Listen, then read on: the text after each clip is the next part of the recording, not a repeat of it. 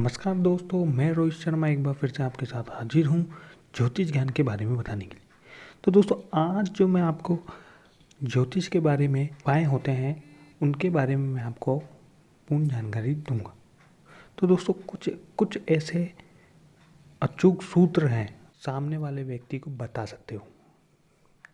तो जैसा कि मान लीजिए, अगर लगन के स्वामी लग्नेश जो है 10वें और 12वें भाव में, दोनों में से किसी भी भाव में बैठे हो, तो ऐसे व्यक्ति के शत्रु बहुत ही अधिक होंगे। साथ ही ऐसे व्यक्तियों पर झूठा आरोप अवश्य ही लगता है तथा ऐसे व्यक्तियों के मन में आत्महत्या के विचार भी आते रहते हैं।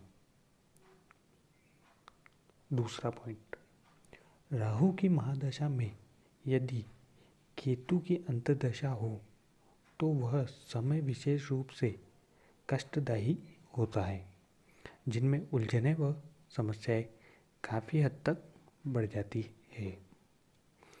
तीसरा पॉइंट, दूसरे भाव में जो भी राशि बैठी हो और उसका जो स्वामी है, मान लीजिए धनेश या द्वितीयेश और नवम और एकादशी भाव में स्थित हो, तो ऐसे व्यक्तियों का बाल्यकाल कष्टदायी होता है, परंतु जो बाद का उनका पूरा जीवन होता है वह सुखमयी गुजरता है, जिसमें व्यक्ति को सभी प्रकार के सुख प्राप्त होते हैं। चौथा पॉइंट, यदि लग्न का स्वामी अर्थात लगन में जो दूसरे भाव में, लग्नेश में जो दूसरे भाव में हो।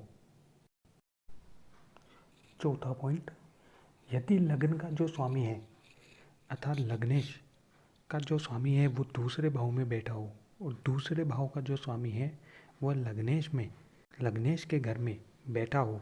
इसका आशय, कहने का मतलब यह है कि लगन का जो स्वामी है वह दूसरे भाव में बैठा हो और दूसरे भाव का स्वामी जो है लगन में बैठा हो, तो ऐसे व्यक्तियों के पास भी धन की कभी कभी नहीं आती है। इन्हें कम प्रयत्न करना पड़ता है, वो धन की प्राप्ति ईजी से हो जाती है, आसान तरीके से हो जाती है। पांचवा पॉइंट, यदि जन्म कुंडली में सूर्य एकादश भाव में स्थित हो तो ऐसे व्यक्तियों के शत्रु बहुत ही अधिक होते हैं, किंतु व्यक्ति को शत्रु पर विजय प्राप्ति होती है, अर्थात शत्रु उनका कुछ नहीं बिगाड़ पाते हैं।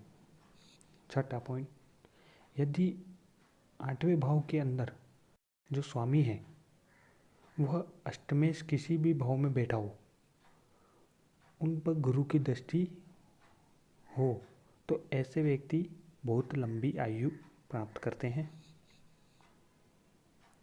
नेक्स्ट, यदि स्त्री की कुंडली हो और कुंडली के दूसरे भाव में राहु किसी भी राशि का हो, तो ऐसे स्त्री कभी भी स्वदेश में सुखी नहीं रह सकती, अर्थात ऐसी जातिकाओं को, ऐसे व्यक्ति को प्रदेश अर्थात दूसरे राज्य या विदेश में जीवन यापन करना चाहिए। 8वां पॉइंट, यदि कुंडली के किसी भी भाव में शनि उच्च राशि के अंदर बैठा हो और उन पर मंगल की दृष्टि पड़ रही हो, तो ऐसे व्यक्ति की निश्चित ही व्यक्ति का नाता होता है। 8वां पॉइंट, यदि कुंडली के किसी भी भाव में शनि का उच्च राशि के हो और उन पर मंगल की दृष्टि पड़ रही हो, तो यह निश्चित है कि ऐसे व्यक्ति के अंदर नेतृत्व करने की क्षमता बहुत अच्छी मानी जाएगी। 9वां पॉइंट, यदि शुक्र कुंडली के 11वें भाव में हो तो ऐसे व्यक्ति को विवाह उपरांत अच्छा धन लाभ होगा। कहने का मतलब यह है कि ऐसा जो व्यक्ति है, अगर दोनों की शादी होगी तो वो शादी के बाद में बहुत ही धनवान होंगे। 10वां पॉइंट, यदि किसी महिला की कुंडली के तीसरे भाव में सूर्य भगवान बैठे हो, वह छठे और 7वें भाव में शनि भगवान बैठे हो तो ऐसे व्यक्ति का विवाह किसी बड़े आदमी या किसी बड़े अधिकारी से ही होगा। 11वां पॉइंट, यदि कुंडली के 8वें भाव में केतु हो और व्यक्ति लड़का हो या लड़की हो को निसंदेह आकस्मिक धन लाभ की प्राप्ति होती है। साथ ही यदि व्यक्ति के कुंडली में 8वें भाव में मेष राशि, वृषभ राशि, मिथुन, कन्या, वृश्चिक राशि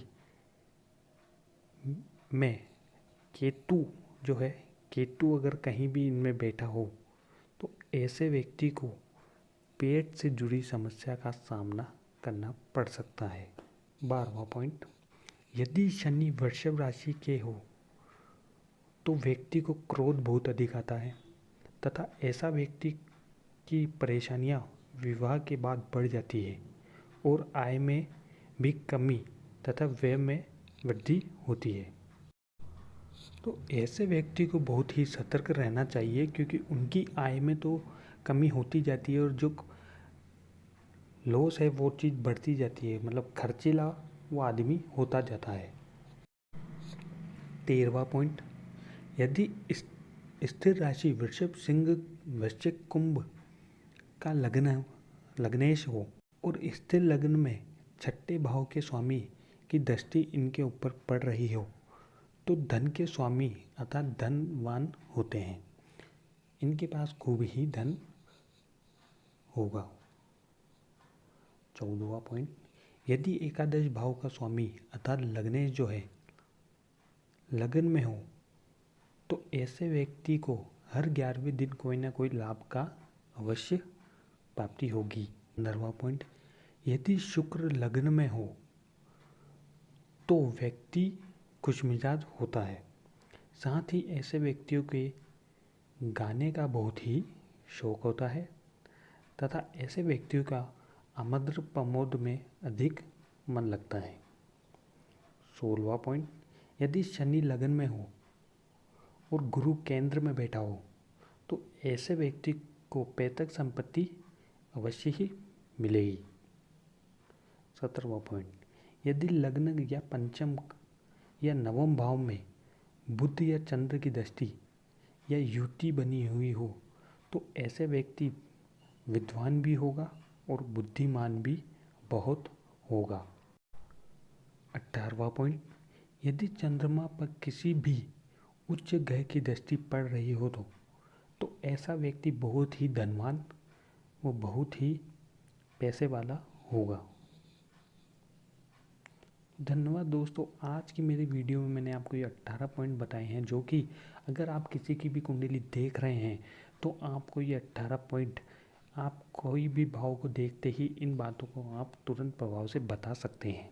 तो दोस्तों इसी तरह से 8 पॉइंटों को आप रीड करिए और अपनी कुंडली का विश्लेषण कीजिए। धन्यवाद दोस्तों, हमारी वीडियो को लाइक, शेयर, कमेंट करना ना भूलें, साथ ही हमारे चैनल को सब्सक्राइब करें।